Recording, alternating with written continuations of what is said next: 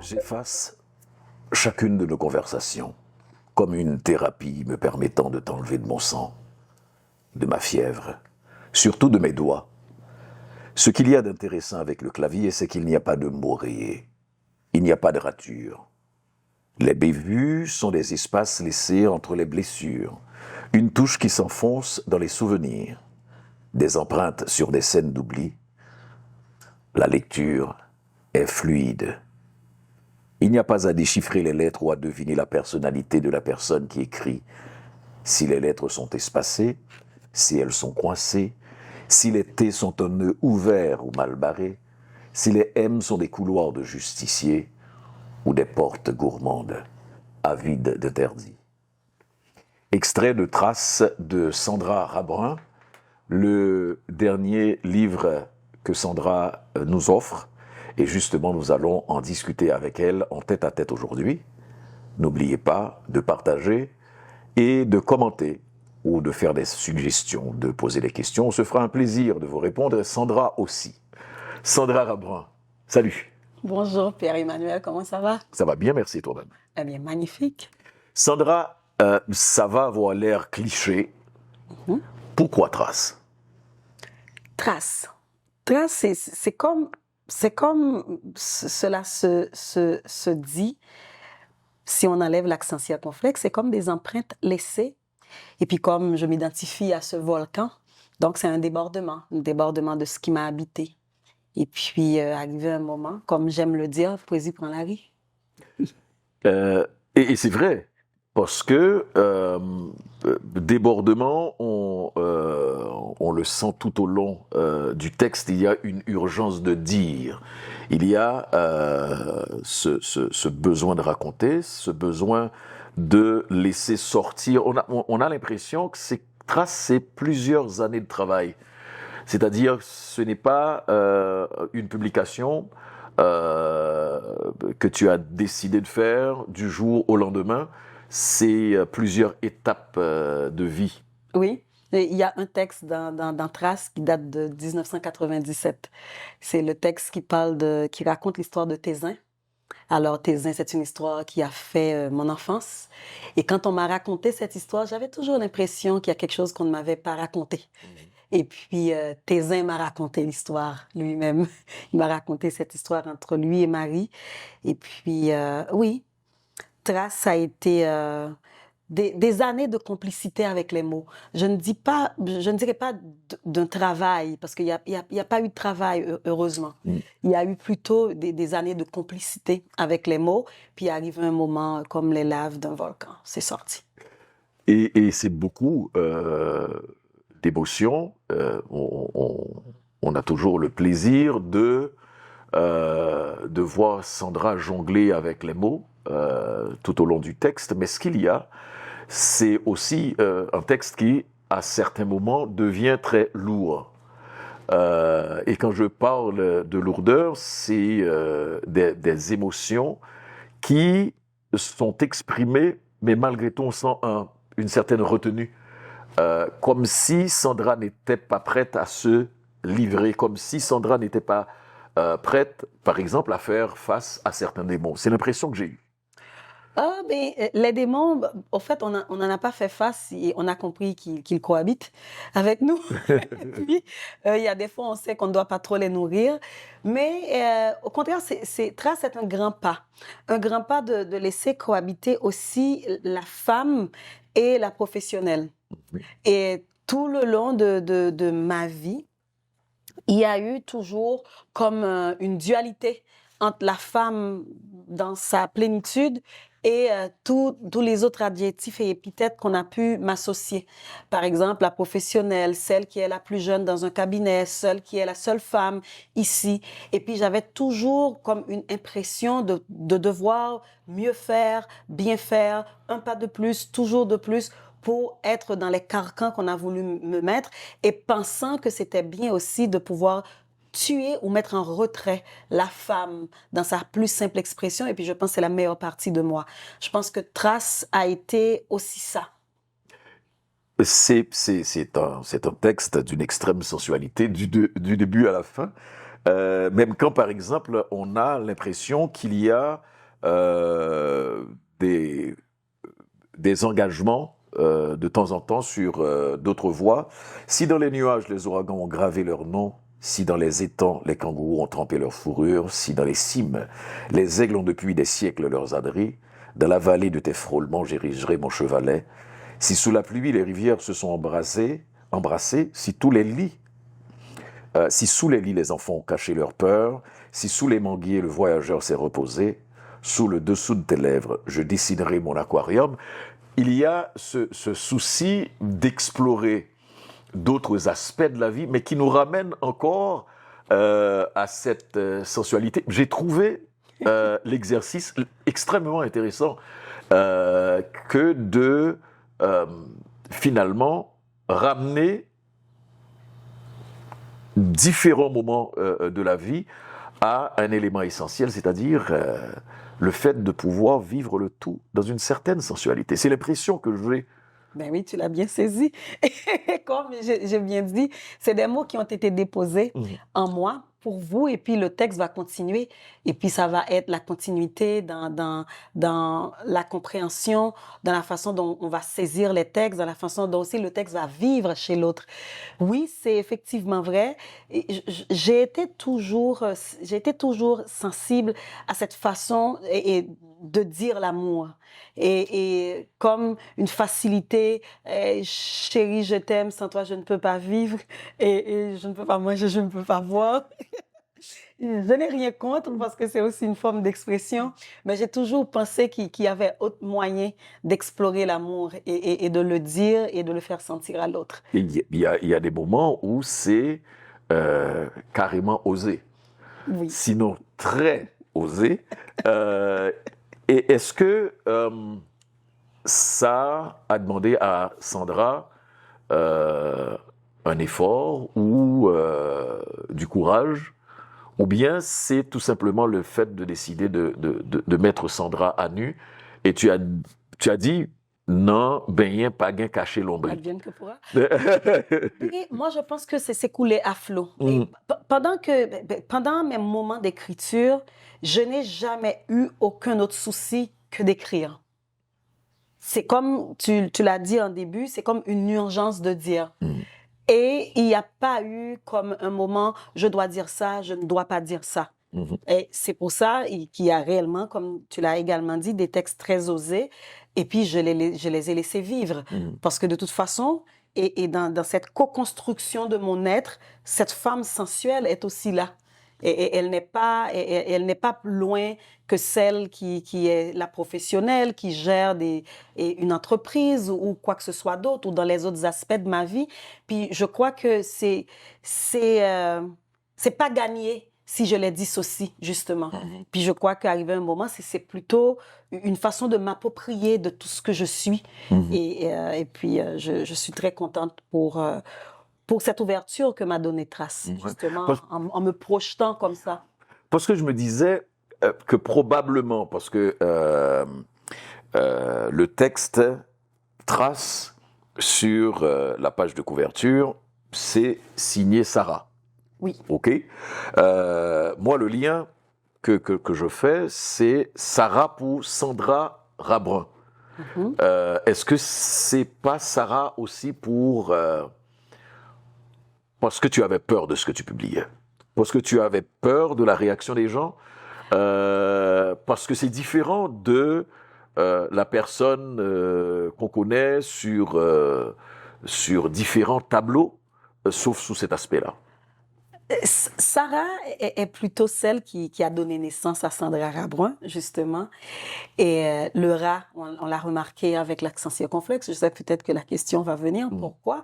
Oui, c'est l'énergie créatrice qui m'accompagne, qui m'habite, qui fait de moi ce que je suis. Et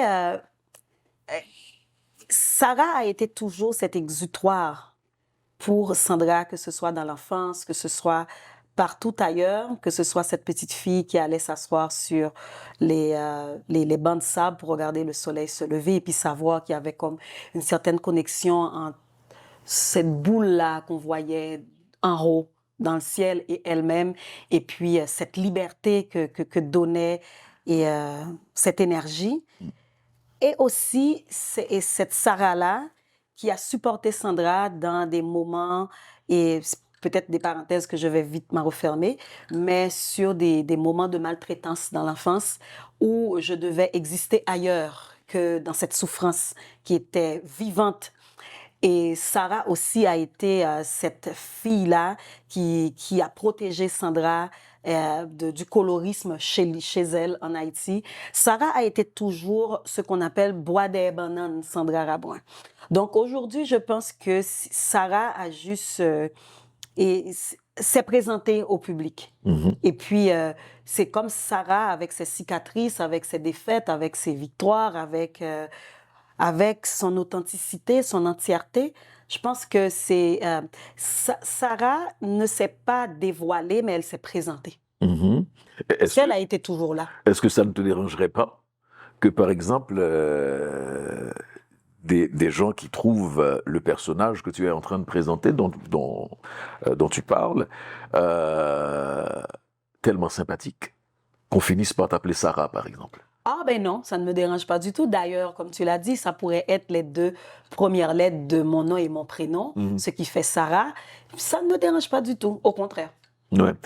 Et là, c'est vrai que tu dis que c'est une parenthèse qu'on ferme rapidement, mais c'est une porte entrouverte qu'on va tenter, pas de défoncer, mais d'ouvrir un peu plus grande.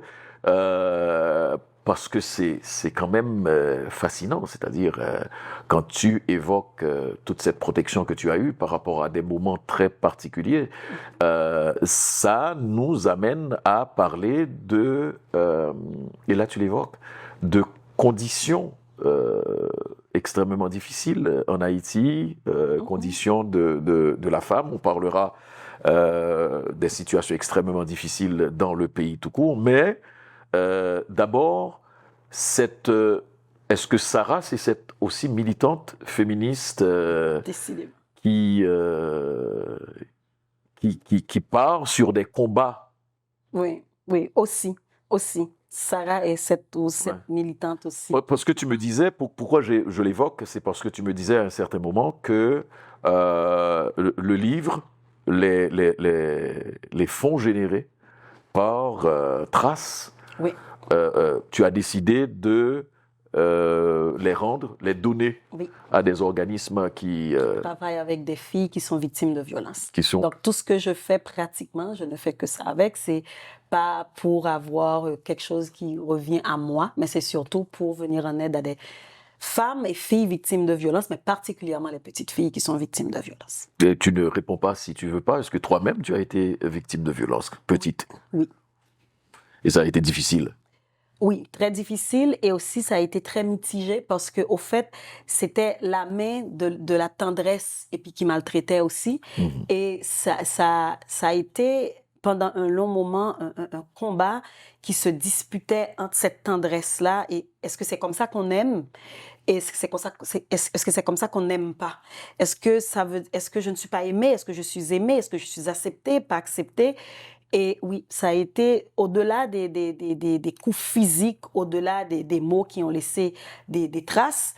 Et il y a eu aussi ces émotions-là qui, jusqu'à présent, même à l'âge adulte, et vous renvoient à des moments d'incertitude, même dans d'autres relations, même dans d'autres interactions avec ton entourage.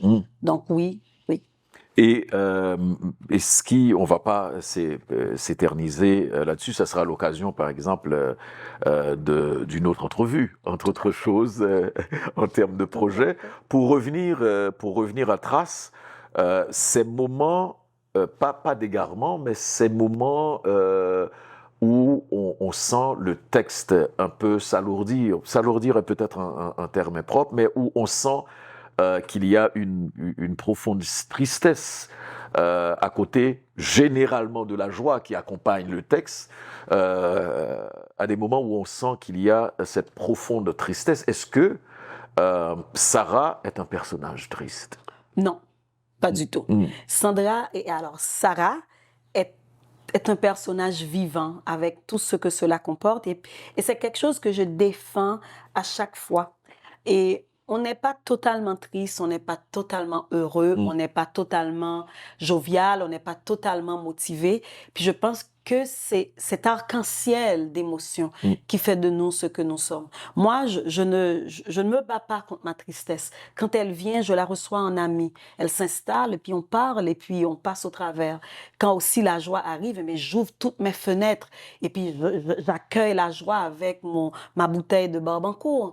Et puis on part à rire, et puis mais quand c'est aussi le désir qui vient, eh bien ça c'est le volcan qui entre. J'essaie réellement de profiter au maximum de cette incandescence. Puis je crois que c'est ça toute la beauté de Sarah. Sarah ne vit pas dans une émotion. Les émotions de Sarah sont plurielles. Et je reviens toujours au texte qui pour moi est un petit bijou de texte que Sandra Rabouin, je vais dire Sarah, que Sandra Rabouin nous offre. Et on a senti aussi ce pays qu'on quitte et qui ne nous quitte jamais. On a senti à travers à la fois les images, à travers les mots, ça rapporte à des chansons. Tu as évoqué tout à l'heure Tézin. Tézin, ouais. Mon ami moins un, Tézin dans de l'eau, mon ami moins un. Puis moi, c'est la plus belle histoire qu'on a eu à me raconter. Oui, mais à certains moments, tu effleures l'histoire, tu effleures.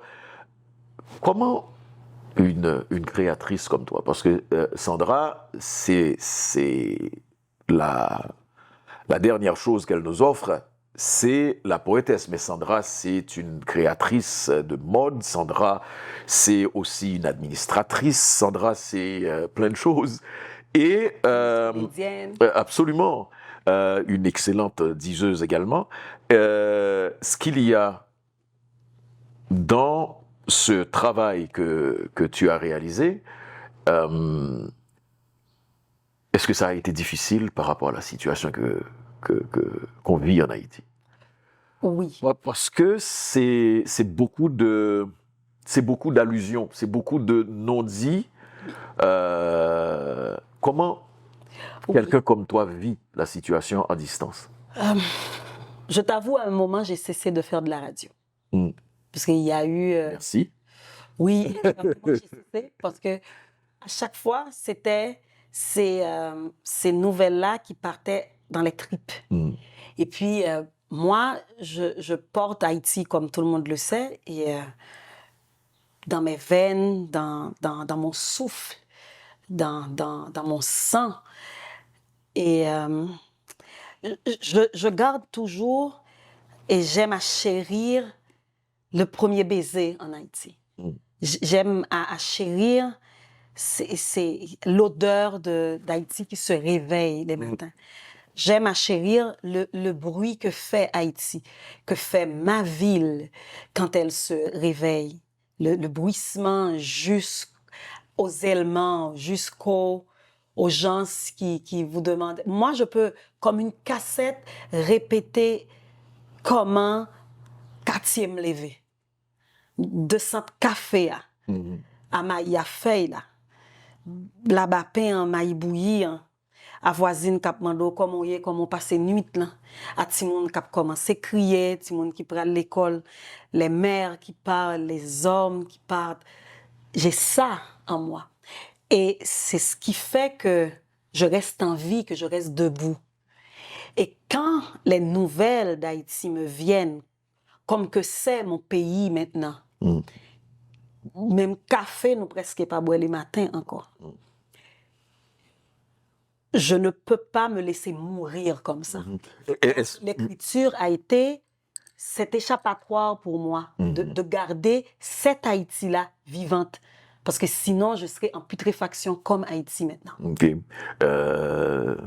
Est-ce que c'est la destruction qu'on connaît, le pays connaît une force ou des forces destructrices terribles ces derniers temps, ou bien est-ce que ce qui te désole le plus, ce qui te peine le plus, c'est le choix des gens de se détacher de ces traditions-là, c'est-à-dire qu'il n'y ait plus les marchands de Dakassan, parce que il n'y a plus de mangeurs, de buveurs d'Akassan. Les enfants, le matin, c'est le cornflakes.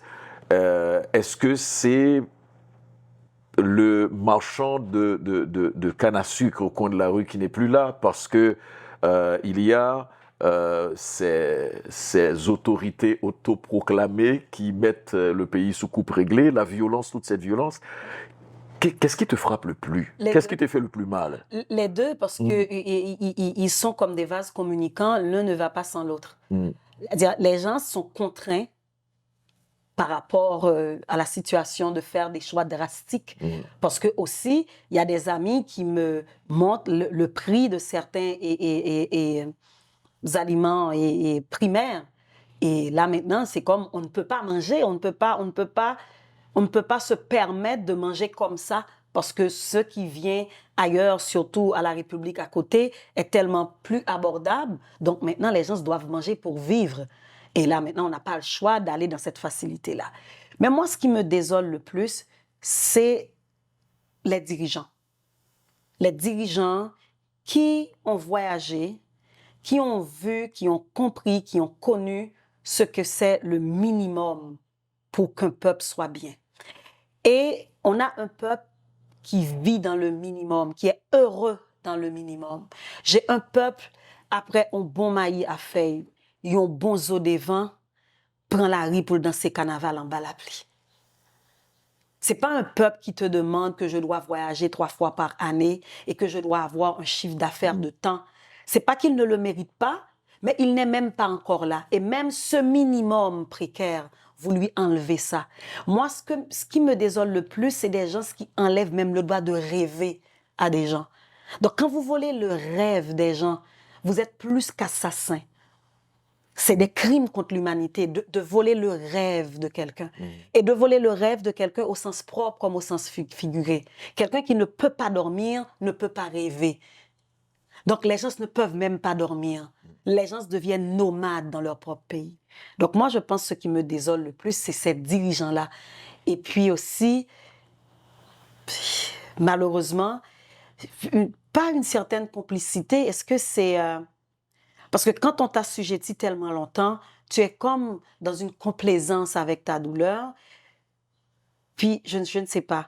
Honnêtement, je suis très mitigée entre réellement une révolution totale, un chambardement total pour un soleil levé, ou est-ce que je me garde dans cette humanité où on doit régler ça à l'amiable? Honnêtement, on ne va pas ouvrir cette parenthèse pour ne pas enlever toute ma poésie. Absolument, c'est ce que j'allais dire. On n'est pas loin d'aller en direction du Bois-Calais. Ah, oui, parce qu'en fait, parfois on se demande qu'est-ce qu'on veut. Ouais. Oui, c'est vrai, on essaie de s'humaniser, on essaie de rester autour des valeurs fondamentales de la vie. Tout le monde a droit à X, à Y, mais moi je pense que le droit fondamental, c'est que nous avons droit à la vie.